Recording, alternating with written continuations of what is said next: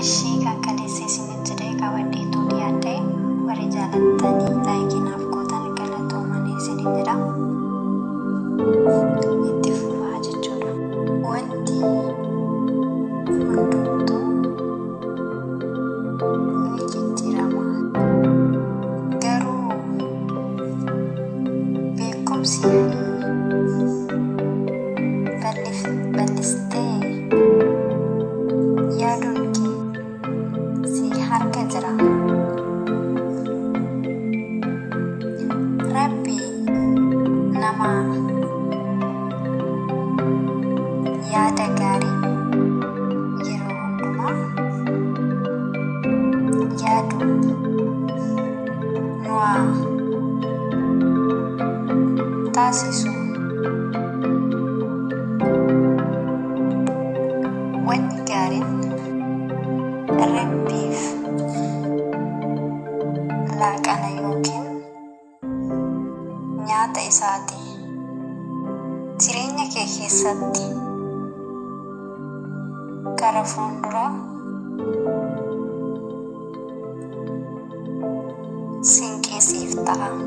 Kanaafuu yeroo hundumaa waan gaarii yaadi. Garuu yeroo tokko waan gaarii yookiin ilaalcha adda ta'e tokko yoo namaaf laatte gowwaa'uma hin beekne taata. Namarratti ati kan ilaaluu qabdu yookiin gochuu sirra jiru kan Rabbi jaallatu ta'uu qaba. Sababni isaas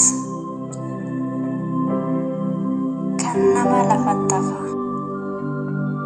kan Rabbi garuu sumaaf hafa. Kanaafuu waan gaarii yeroo hundumaa yaadi. Ganamuma Rabbi nama waan gaarii yaadu nu taasisu. Yoo gochuu dadhabde waan gaarii yaadi obboleetti. Oo yaadde Waaqayyo itti siif goota. Waaqayyo akka namaa miti. Waaqayyo gara laafessa. Waaqayyo beekadha. Waaqayyo gargaarsa namaaf godha. Kan jibbu jisu yoo hojjannedha. Kanaafiyyuu yeroo waan gaarii yaaduun akka gaarii yaadnuuf nu uume. Inni gaarii waan ta'eef gara laafessaa.